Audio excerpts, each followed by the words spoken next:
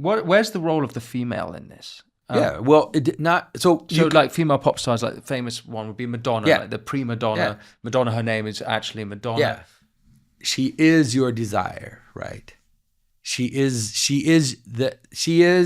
the one you could desire without any commitment, without anything. She is just desire, and she gets massive amounts of power from that, and so she's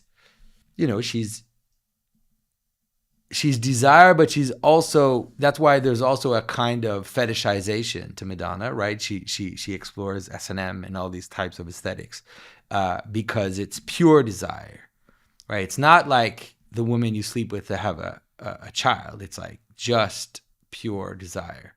And everything about her is that, but that's similar to like the Sam Smith using S&M. It's back to the bacchanalian sort of feast of desire and passions and sin. It's the same sort of idea then. Of course. Is there a positive female in pop music? I think so. I think it's definitely possible. Definitely those that embrace that aesthetic will win in terms of fame, because which aesthetic? The Madonna. The Madonna aesthetic. Sex will always win. Yeah, or just this kind of this imagery of power and desire and like pure desire, you could say, something that's just available, will win, because there's it's important to understand like that in mythological thinking, especially like kind of Christian mythological thinking, a whore is also ambiguous identity. Because you don't know who her child is from, right? She's a place of mixture where all the identities get mixed up. Mm-hmm. Because she sleeps with all the men, her progeny doesn't have a name. It's like it's a bastard, right? Mm-hmm. And so that makes that character have that type of have that symbolism. It really is an archetypal character. It's not just like she made that up. It's something like the siren. The siren is a good example, especially the siren related to monstrosity. Because it's like the siren is pure desire, a desire that would lead you to your death, and that a desire that will not lead you to. You can't have children with a siren, right? The siren will take you in your desire to crushing you, and so think of some of Samson and Delilah then.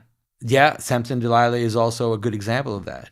Yeah, especially in the story of Samson and Delilah, because Delilah is the strange woman, right? She's the woman that's not of your tribe, and so she's ambiguous. What's her allegiance? Is it to you? Is it to her tribe? You don't know. It's like she has an ambiguous allegiance, and then she seduces Samson to his death. She takes his strength. Right, she takes his strength for the enemy, you could say. So that's a good example. But if you think of like Courtney Love, like a good example is in terms of the rock and roll woman, she's that, she's that dangerous, desirable thing that you don't want to mess with, but at the same time you're fascinated by, and you get. So I think that's the main image, but you can have other. Where does someone like Taylor Swift sit in that? Because she's beautiful, but she's not. You wouldn't say that she's sort of indulging in. She's not. She's definitely not. Sin. She's not playing. She's definitely not playing that role. She's playing quite a down home character. Yeah. I mean, maybe she is actually down home. I don't know, but is that? I mean, I would definitely have to think of it. Like, think of there's another type of pop star, which is the diva. That's a little different. It doesn't seem to play. The diva's a queen. It's something like. Is that the positive female? Possibly. Like Adele. That is possibly in some ways the possibility of the one that inspires you, like the muse maybe is a good way to understand the diva. I think the positive aspect of the diva is something like the muse. It's something like a female voice that inspires us, and they usually have a certain type of singing too. Like it's not exactly the same.